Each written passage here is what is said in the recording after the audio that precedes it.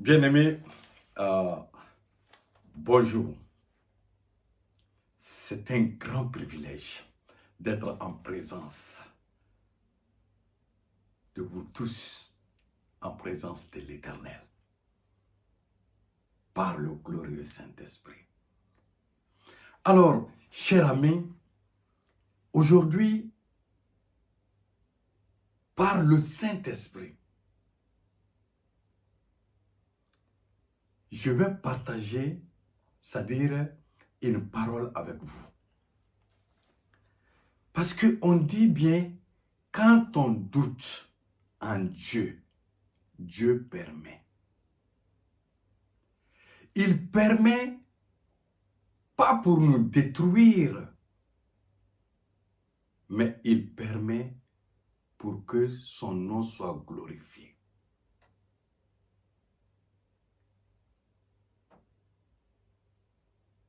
Est-ce que vous comprenez bien?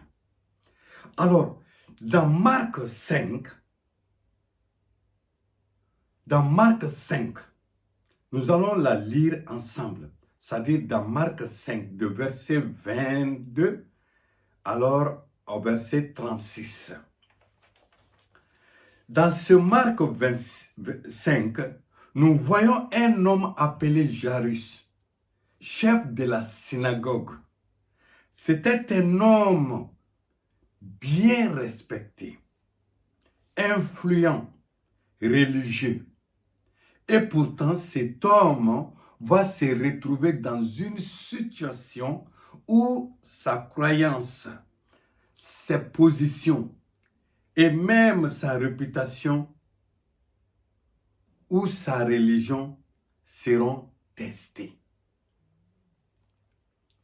Les chefs de la synagogue ont décidé que celui qui suivra Jésus-Christ sera exclu, sera excommunié, c'est-à-dire sera excommunié. Ça, c'est la décision, c'est-à-dire des chefs de la synagogue au peuple. C'est lui qui suivra Jésus, sera excommunié.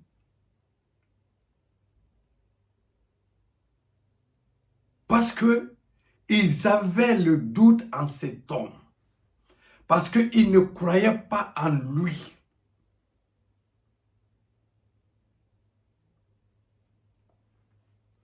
Et alors, Jairus avait un besoin plus grand que sa réputation. Sa fille était en train de mourir. Il avait besoin que sa fille revienne à la vie. Qui pouvait le faire en ces jours? Il n'y avait que Jésus-Christ. C'est pourquoi j'ai dit au départ, quand on doute en Dieu, Dieu permet. Il a permis que la fille d'un de ses chefs qui ont pris la décision de dire que celui qui suivra Jésus-Christ sera excommunié, sera exclu de la communauté. C'est-à-dire, un de ces mêmes chefs-là, c'est-à-dire sa fille va être, malade, de tel point qu'il était sur le point de mourir. Jairus à la maison, il s'assoit, il réfléchit, il regarde sa fille en train de mourir. Il dit non. Il prend une décision. Là, en ce moment, il voit que si lui, on le verra ensemble à Jésus-Christ, c'est une moquerie complète. C'est une déception complète pour lui. Parce que lui, il est un chef de la synagogue. Un chef religieux. Avec tous ses soutiens, il a dit, qu'importe ce que les gens diront. Qu'importe ce que les gens verront. moi, je me lèverai, j'irai voir Jésus-Christ, qui est ma solution. Je vais le rencontrer pour qu'il vienne sauver ma fille. Et c'est ce que Jairus, il a fait. Il a pris un grand courage. Aujourd'hui, certaines personnes voient bien la vérité. Mais pour venir vers la vérité, ils regardent leur entourage. Ils regardent leur communauté. Qu'est-ce qu'ils vont dire de moi si je deviens un disciple de Jésus-Christ? Si je suis Jésus-Christ, qu'est-ce qu'on dira? Mais mon cher ami, le salut est personnel. C'est ce que Jairus démontre ici. Chacun pour soi, Dieu pour tous. Et ici, quand vous regardez bien, c'est-à-dire que souvent j'arrive à dire aux gens, je dis bien, tout peut basculer, tout peut changer. Mais, c'est-à-dire que la décision personnelle, certaines décisions ne peuvent pas être prises par une autre personne ou par d'autres personnes. Non, la décision du salut vient d'une personne, car le salut est personnel. La tombe qu'on voit là, que la tombe à laquelle, quand on va fermer nos yeux ici, quand on sera enterré, on ne sera pas enterré avec les gens qui t'ont dit que oui, si tu suis ça, Jésus, si tu fais ça, et alors, ça dit, tu ne seras pas enterré avec eux. La tombe est unique. Et on va dans la tombe seul. Alors la fin d'une chose est plus importante que son début. Donc la tombe, on ne va pas à la tombe avec quelqu'un d'autre. Une seule personne va à la tombe. C'est là où tu répondras devant Dieu. On te posera la question non devant ton père, non devant ta mère, non devant ta femme, ou non devant ton mari, non devant tes enfants. Non, non, non. C'est-à-dire, tu seras questionné face à face avec l'Éternel. Recherche la gloire de l'Éternel. Recherche la vérité.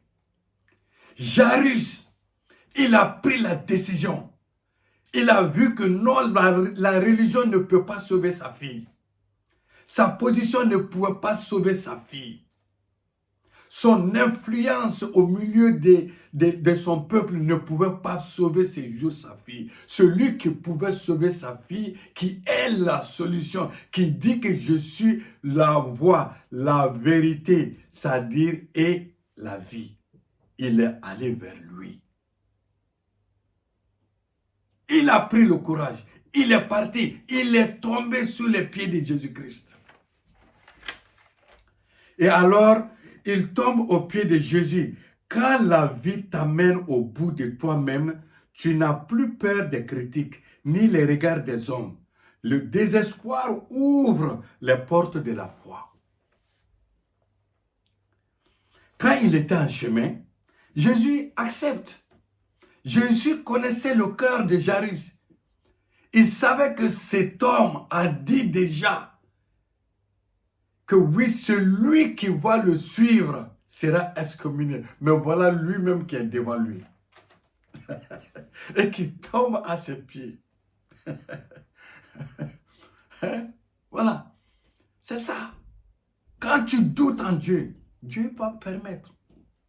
Tu le veux ou tu ne le veux pas, il permettra quelque chose pour t'amener à lui. Pour t'amener à lui, là, il va t'amener, il va permettre. Je suis un des exemples. Je suis un des exemples. Moi qui te parle devant, je suis un des exemples. Cet homme appelé Jésus, je ne l'avais jamais accepté. Jamais je l'avais accepté. Mais dans un accident, j'ai rencontré, c'est-à-dire cet homme qui s'appelle Jésus. J'étais un fanatique de la religion musulmane. Mais il m'a touché. J'ai abandonné en ce moment. Pris ma décision personnelle, car le salut est personnel. J'ai pris ma décision. J'ai dit non, plus jamais la religion. Maintenant, je suis en relation avec Jésus-Christ. Je n'ai pas peur de personne. Qu'est-ce que les gens diront de moi? Je m'en fous. Ce n'est pas mon problème. Ce qui est mon problème, c'est mon salut personnel. Donc, alors, Jairus, il était maintenant en chemin avec Jésus. Et Jésus s'arrêta à cause d'une femme malade qui perdait le sang depuis 12 ans. Et cela a pris du retard. Cela a pris du retard. Jésus, en allant sauver la fille de Jairus, c'est-à-dire sur le chemin là, Jésus va s'arrêter. Car c'est elle, Jésus, c'est-à-dire, il est l'amour, il s'appelle amour. Il voit la peine d'une femme qui perdait le sang pendant 12 ans. Aucun médecin n'a pu être la solution de cette femme.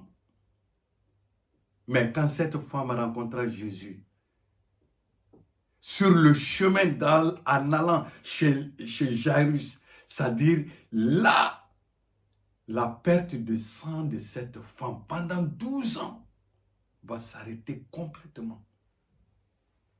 Jésus est la solution. Jésus s'appelle solution. Jésus est la vie. Jésus est la résurrection. Et alors, le temps va perdre.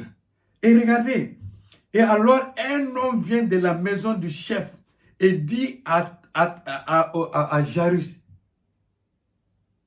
que ta fille est morte. Ça ne sert plus d'importuner, c'est-à-dire le chef, le maître. Ta fille est déjà morte. Mais voilà maintenant là d'où tu vas rentrer dans le cœur. Que tu le veux en ce moment ou pas, le doute va rentrer dans le cœur de Jairus. Mais vous savez une chose, en Dieu, il n'y a pas de retard. Les hommes peuvent venir en retard, mais Dieu ne vient jamais en retard. Et si il vient en retard, c'est pour sa gloire. C'est pour sa gloire. Jairus, il va se poser la question en écoutant cette mauvaise nouvelle qui vient de chez lui, que oui, ta fille est morte. Ne sert plus d'importuner, c'est-à-dire le maître. Et alors, Jairus, dans son cœur, il va accuser, il dit, mais moi, Jésus n'a pas pris mon cas au sérieux. Et il s'arrête encore, au lieu d'aller sauver ma fille, il s'arrête encore pour guérir un malade. Pour lui, son cas n'était plus encore plus important alors pour lui. Hein? N'était pas important pour Jésus. Mais attention. Voilà. Il dit, alors, c'est comme la sœur de Lazare qui dit à Jésus, si tu étais venu, mon frère ne serait pas mort. Hein? Pour elle, Jésus n'est pas venu. Quand elle avait envoyé le message de venir dire que oui, mon frère est en train de mourir, de venir, que Jésus n'a qu'à venir. Mais Jésus n'est pas venu. Mais Jésus savait pourquoi. Jésus demande à Marie, il dit, où vous l'avez enterré? Allons-y, je vais aller le réveiller. Mais Marie dit à Jésus, il dit non, ça ne sert plus parce qu'il sent déjà. C'est-à-dire, il est mort, on l'a enterré il y a 4 jours. Donc, ça ne sert plus jamais. Ça ne sert plus. Jésus lui dit, où vous l'avez enterré, allons, je vais le réveiller. Et alors, la sœur de Marie, la sœur de Lazare va dire à Jésus, il dit, oui, il sera ressuscité le jour de la résurrection. C'est là, le jour-là, Jésus va dire à Marie, Marie ne sait pas encore, Marie connaît Jésus, mais Marie ne connaît pas réellement qui est Jésus-Christ. Alors, Jésus va répondre à Marie, il dit, je suis la résurrection. Pas le jour de la résurrection, je suis la résurrection. Enroule la pierre. Et alors, il voit enrouler la pierre. Il appelle Lazare par son nom. Le Seigneur de la vie. Il appelle Lazare, sort. Automatiquement, tous ceux qui l'ont accompagné, alors ils ont vu Lazare sortir de la tombe. Un homme ne peut pas faire ça. Un homme n'a pas la vie. La vie, celui qui dit je suis la vie là, c'est lui. Celui qui dit je suis la résurrection, c'est Christ, c'est Jésus. Il l'appelle par son nom. Sors. Et Lazare sort. La même chose va se répéter avec la fille de Jairus.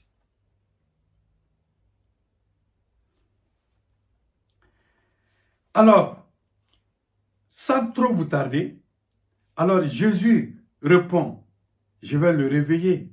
Et il l'a réveillé. Alors, quand tu marches avec Dieu, le diable envoie toujours une parole pour t'arrêter, pour t'effondrer, te détourner du chemin de la foi. Le rôle du diable est de te donner l'image du pire. Mais le rôle de Dieu est de te donner la vision possible.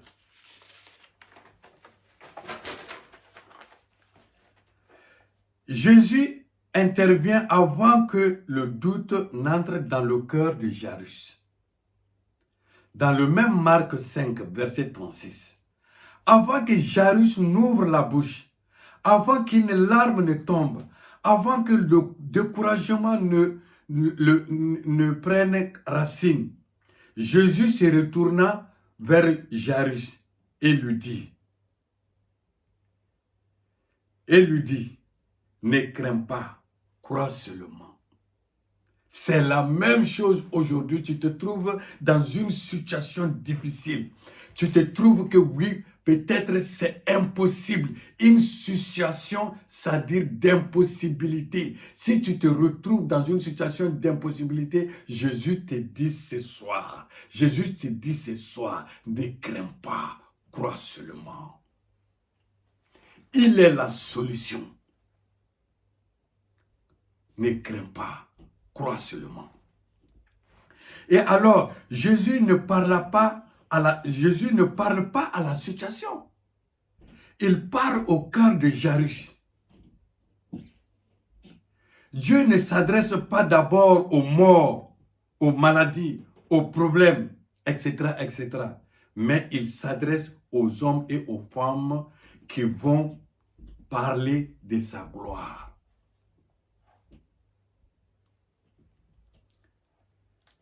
Le doute attaque le cœur. La parole de Jésus protège le cœur. Le doute attaque le cœur. Mais la parole de Jésus protège le cœur. Alors, pour aller à la conclusion, le doute n'est pas l'ennemi. Le doute est la vallée où Dieu façonne les géants de la foi. Quand tu doutes, Dieu parle. Quand tu doutes, Dieu soutient. Dieu enseigne. Dieu relève. Et Dieu t'amène dans un niveau que tu n'aurais jamais atteint sans cette épreuve. Dans des épreuves, Dieu permet que certaines choses arrivent. pour que tu puisses voir la gloire de l'Éternel. Pour que tu puisses voir qu'il y a quelqu'un qui vit en toi, c'est-à-dire qui s'appelle solution. Pas sur l'homme, mais le Saint-Esprit. Nous vivons tous par grâce. Nous vivons tous par grâce. Enlevez tout doute, c'est-à-dire en Dieu. Dieu est le chemin, la vérité et la vie. Que Dieu vous bénisse dans le nom de Jésus. Amen. Ne crains pas. Ne crains pas. Crois seulement. Cette parole est la réponse divine à toutes les formes de doute. Que Dieu vous bénisse. Amen.